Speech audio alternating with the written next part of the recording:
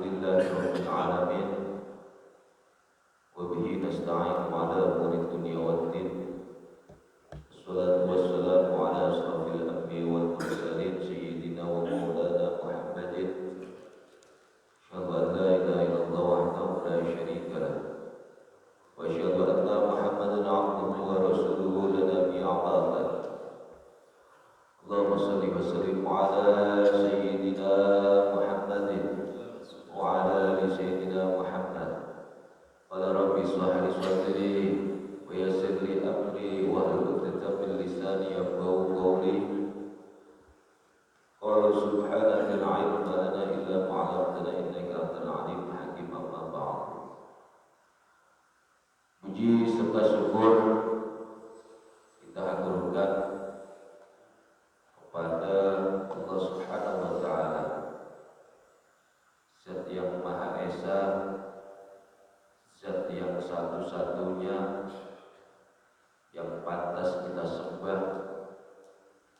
Mudah-mudahan atas segala nikmat karunia-Nya, inayah, taufik, hidayah kepada kita semua yang diimplementasikan dalam kehidupan sehari-hari berupa wujud keislaman, kenikmatan, sehat walafiat panjang umur, sehingga dalam pagi hari ini kita masih diberi kesempatan oleh Allah Subhanahu wa taala untuk bareng-bareng belajar menuntut ilmu, dan insyaallah menggugurkan kewajiban kita sebagai orang mukmin menuntut ilmu, dan insyaallah habis menuntut ilmu kurang dari majelis ilmu kita, mudah-mudahan apa hajat dan dosa-dosa kita dihapus oleh Allah Subhanahu wa taala.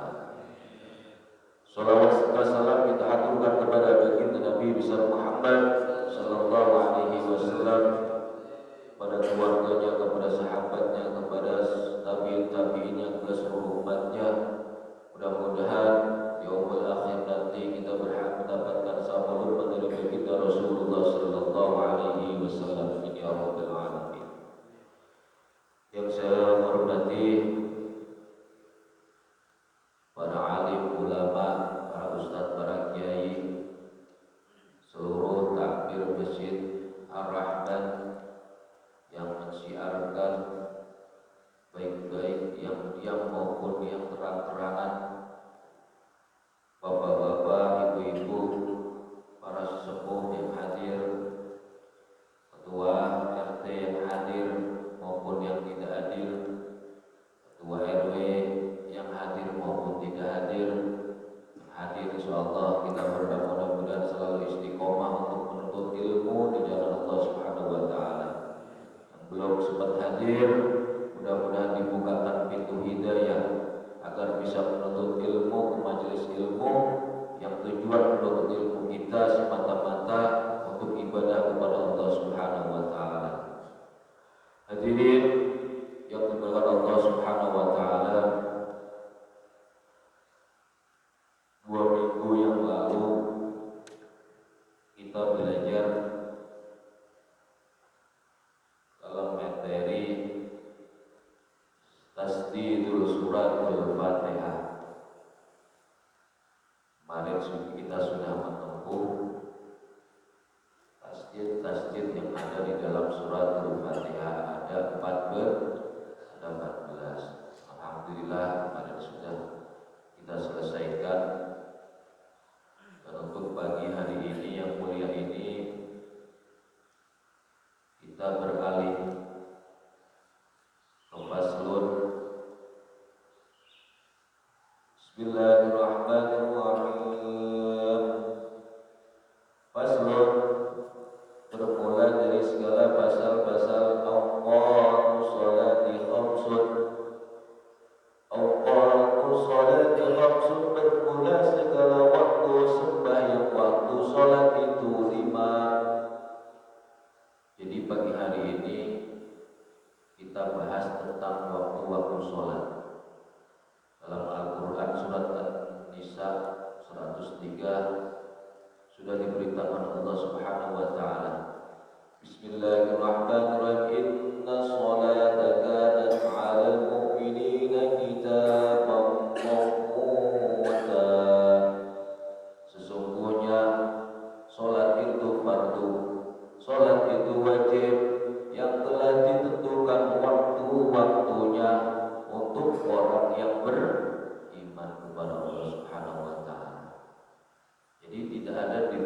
dalam Al-Quran. Cuma diterangkan, sudah diatur waktu-waktunya untuk sholat fardu. Kita sudah tahu sejarah sholat fardu sehari semalam 5 waktu 17 rakaat. Itu sebelumnya sudah diperintahkan Allah Subhanahu wa taala. Dari zaman sejak Nabi Ismail itu sudah diperintahkan.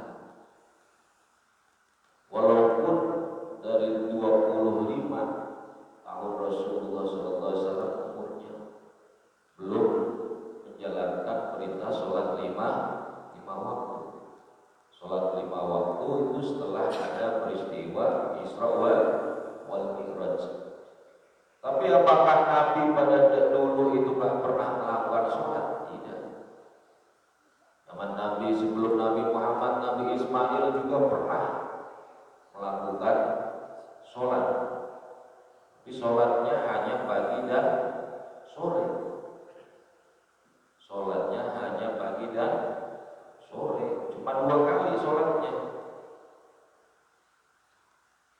Makanya diterangkan sebelum surat Al-Isra keluar, dalam surat Al-Mu'minun 31, fasabbih bihamdi rabbikal 'ashi wal ibkar, dan bersucilah, menghadaplah, sholatlah kepada Allah Subhanahu wa taala jikalau ketemu waktu pagi dan sore.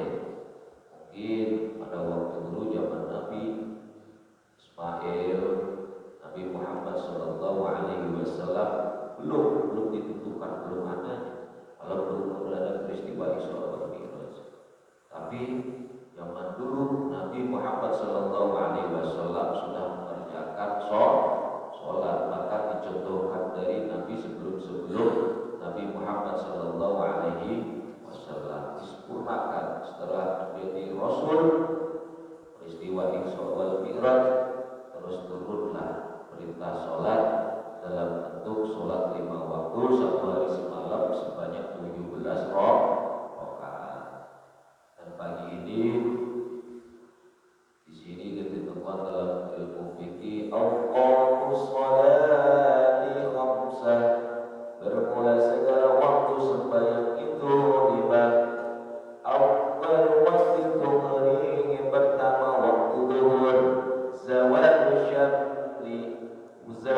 syamsi itu gelincirnya matahari, wa akhiru basirud dhilli kulli syai'in mislahu ghayra dhilli istiwa. Yang pertama waktu zuhur itu jika ketemu gelincirnya matahari atau matahari tepat di tengah-tengah siang bolong. Wa akhirun, dan diakhirkan waktu zuhur, masirud dhilli, bayang-bayang kulli syai'in, tiap-tiap sesuatu atau benda, mislahu ghairu dhilli istiwa, benda itu tempat panjangnya, tempat letaknya sama dengan bayang-bayangnya. Jadi zaman dulu nggak ada kompas, zaman dulu nggak ada sekarang jam digital. Emang nggak usah lihat sekarang kalau di masjid mana-mana udah bunyi tit, udah masuk zuhur, tit, udah masuk asar, dan seterusnya. Makanya di sini diajarkan sebelum ada teknologi masuk, keluarlah cara menggunakan waktu zuhur, asar, maghrib, isya, dan subuh, diterangkan dalam ilmu fikih. Bahkan sampai sekarang pun ada yang kita praktekkan. Kalau seandainya posisi kita di kapal tengah laut, apakah kita bisa praktekkan? Bisa. Kalau seandainya matahari itu ada, masuk matahari. Tapi zaman sekarang kan pada HP. Contohnya lah kita di hutan, HP-nya nggak kita bawa, atau di proyek sono Kalimantan. Itu salah satunya pakai ilmu fikih. Jadi waktu zuhur di sini diterangkan waktu zuhur itu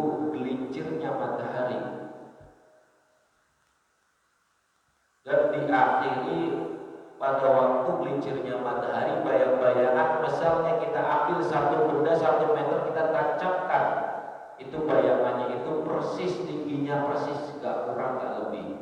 Itu waktu zuhur. Dan diakhiri dengan apa? Bayangan-bayangan tersebut hilang. Seperti itu. Makanya dulu masjid banyak. Saya dulu masih ngalamin, masih kecil, masjid di saya di Jawa itu ada besi yang ditanam, ada buletan di situ. Saya masih ngalamin. Di situ kalau misalnya tepat bayangannya di tengah-tengah, itu sudah masuk waktu zuhur. Itu yang pertama, waktu zuhur. Terus yang kedua, wa awwal waqtil asri, dan yang kedua waktu asar, idza sarat kulli syai'in, apabila jadi bayang-bayang tiap-tiap sesuatu benda itu bersamaan dan tambah sedikit. Jadi walau waktu asar barang bayang-bayangnya itu bertambah sedikit atau lebih panjang dari bayangan suatu benda, itu dimasukkan dalam waktu asar. Wa akhiru asri ghurubu syamsi, dan di akhir waktu asar itu masuk matahari. Jadi masuk matahari bukan masuknya matahari, itu diartikan terbenam matahari. Jadi waktu asar itu di sini dijelaskan bayangan itu sudah mulai naik, bertambah, jadi lebih tinggi. Kalau misalnya patokan ini benda ini 1 meter, bayangannya itu bisa 2 meter. Itu pasti masuk asar. Diakhiri dengan apa? Yaitu terbenamnya matahari. Jadi kalau misalnya belum terbenam matahari, boleh sholat, boleh, karena memang di fikih diajarkan seperti itu. Kalau sekarang mah pakai patokan jam, kalau masih jam 5 mah bisa sholat gitu. Padahal tidak ada yang mengatur secara ilmu fikih itu berdasarkan jam, tidak ada. Cuma diatur berdasarkan waktu ataupun tanda, seperti itu. Wah, berarti mah kalau sholat asar mah setengah 6 aja, orang matahari belum terbenam, itu. Perintah Allah as-sholatu ala waktiha, sholatlah pada tepat waktu. Jadi semaksimal mungkin kita berusaha melaksanakan fardu sholat kita tepat waktu. Yang gak boleh itu mundur-mundurin. Misalnya kerja pun tidur jam 3, bangun jam 1, yang disegerakan harus sholat. Jadi gak ada waktu untuk sengaja mundur-mundurin sholat. Memang aturannya as-sholatu ala waktiha, sholat itu disegerakan, lebih awal lebih bagus. Makanya itu, kalau kita mundur-mundurin, masih jam 1, nanti bentar lagi masih jam 2, kadar pahala yang kita didapatkan nanti takutnya berkurang. Seperti itu, karena ada kesengajaan untuk menunda waktu sholat. Jadi seperti itu, tidak boleh jadi patokan mentang-mentang di fikih sampai terbenamnya matahari, tapi dipraktekkan mas setengah 6 belum terbenam matahari masih boleh asar. Boleh kalau mundur. Kalau seandainya ketiduran sampai sore pulas banget gak dibangunin sama istri, terus boleh, silakan. Itu karena sebab mundur. Tapi kalau misalnya santai-santai ngerokok-ngerokok maka boleh seperti itu. Terus yang ketiga,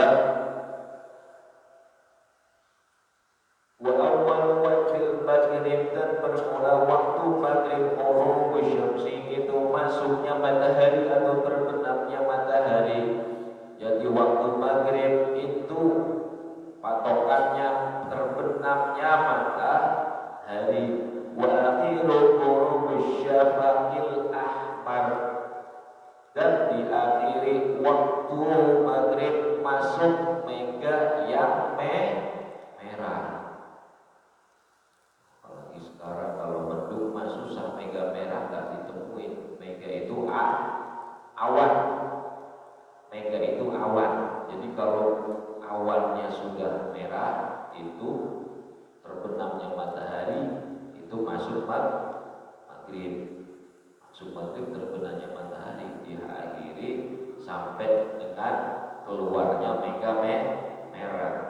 Besok kita perhatikan ilmu fikihnya coba. Kalau di sholat maghrib, kalau pas cuacanya terang kita lihat di langit mega merahnya keluar atau awan yang merah biasanya di langit keluar seperti itu. Itu jadi yang ketiga waktu sholat maghrib seperti itu. Terus yang keempat wa amal waktu isya, dan kebetulan waktu isya huruf syafaqi itu masuk mega ahmar. Ahmar itu yang merah.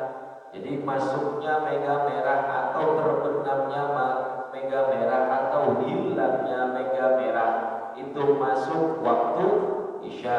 Wa akhirul tulu'ul fasri shadiq, dan diakhiri tertibnya keluarnya fajar shadiq itu. Jadi isya panjang sampai keluarnya fajar shadiq. Makanya ada sholat sunnah fajar.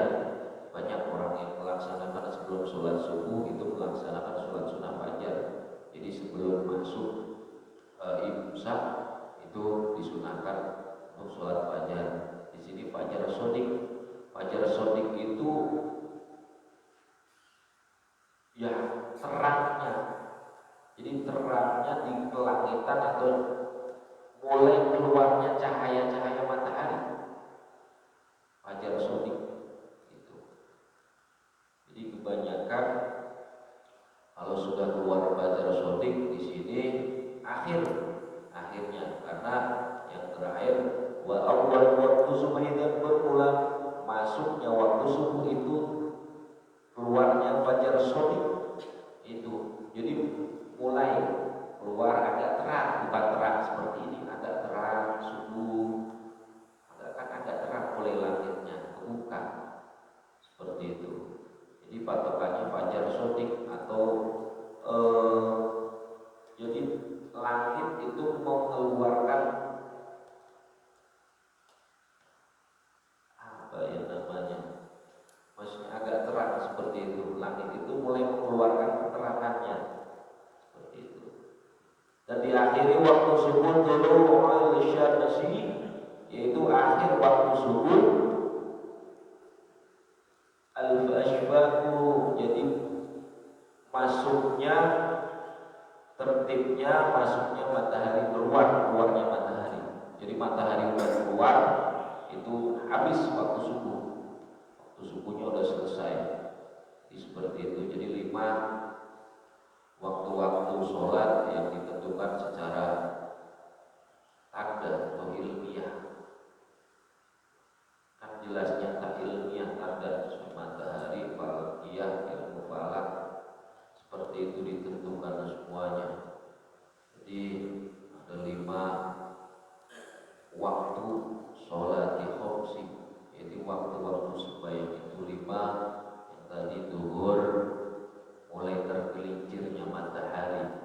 Jadi benda itu tepat bayang-bayangannya sama persis tingginya dengan kita atau benda tersebut. Terus yang kedua masuknya waktu asar, yaitu benda bayangan tersebut dengan benda lebih tinggi atau bertambah dari bayangan benda tersebut. Dan diakhiri waktu asar dengan terbenamnya matahari. Terus yang ketiga waktu maghrib, yaitu mulai terbenamnya matahari sampai dengan keluarnya mega merah atau awan yang merah. Terus yang keempat sholat isya, yaitu keluarnya mega merah, masuknya mega merah, dan diakhiri sampai fajar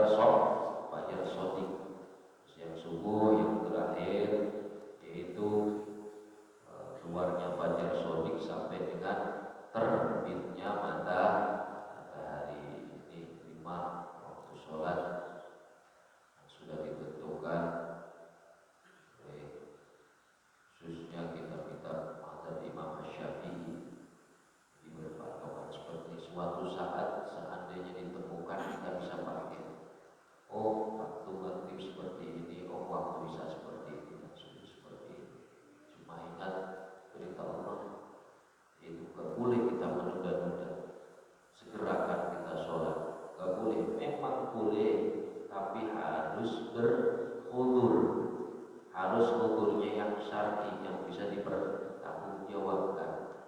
Kalau misalnya subuh kesiangan sekali-kali, dan sebulan sekali, atau misalnya 2 bulan sekali, tetap subuh masuknya sudah mepet mau terbitnya matahari, boleh dijalankan, boleh. Kalau masih masuk waktu subuh sebelum terbit matahari masih boleh. Cuma kalau setiap hari kita menjalankan sholat subuh mepet-mepet, itu yang nggak boleh. Karena perintah Allah harus disegerakan sholat kita. Mungkin materi pada hari ini, pagi ini, mudah-mudahan cukup. Banyakkan juga nanti malah nggak masuk, dan belajarnya masih lama, masih bertahun-tahun. Harapan saya sampai tua kita masih bisa bareng-bareng menuntut ilmu seperti ini. Jadi gak cuma umur segini 40, 50, sampai tua nanti insya Allah. Kitabnya udah habis, ganti kitab lagi, kitabnya udah habis, ganti kitab lagi, terus sampai tua. Mudah-mudahan apa jamaahnya 30 itu awal, tahun pertama, tahun kedua nambah 60, tahun ketiga seterusnya. Mudah-mudahan insya Allah kita banyak. Tentunya kita ngaji ini harus istiqomah, diniatkan karena Allah Subhanahu wa Ta'ala. Ibadah apapun harus diniatkan karena Allah, bukan karena manusia, bukan karena mendapat apa-apa. Banyak sekali yang perlu diluruskan. Kadang-kadang sholat duha itu hanya sekedar ingin mendapatkan rezeki, salah. Itu hanya fadilah sholat duha itu mendatangkan rezeki, bukan kita melaksanakan sholat duha ditambah rezeki kita, bukan. Kalau niatan sholat duha kita hanya mendapat rezeki, buat apa? Berarti ibadah kita semata-mata bukan karena Allah. Sudah dibalas sama Allah di dunia, dikasih rezeki sudah cukup, jadi putus. Tapi di akhirat nanti kelak kita bisa dipertanggungjawabkan sholat duha kita. Walhasil amalan kita tidak ada. Semuanya ibadah apapun, ibadah puasa, ibadah zakat, sedekah, amal jariyah, semuanya harus kita niatkan karena Allah Subhanahu wa Ta'ala. Semuanya. Sholat apalagi, puasa apalagi, semuanya kita niatkan karena Allah Subhanahu wa Ta'ala. Jangan sampai nanti di akhirat kita penyesalan seperti itu. Mudah-mudahan sekali lagi yang sedikit ini bisa manfaat untuk saya pribadi dan umumnya kepada seluruh jamaah yang hadir. Dan kita tutup karena masih dalam bab-bab yang sangat mungkin bisa dipahami, dimaklumi insyaallah. Bahkan banyak yang tahu, jadi kemungkinan kalau untuk tanya jawab nggak usah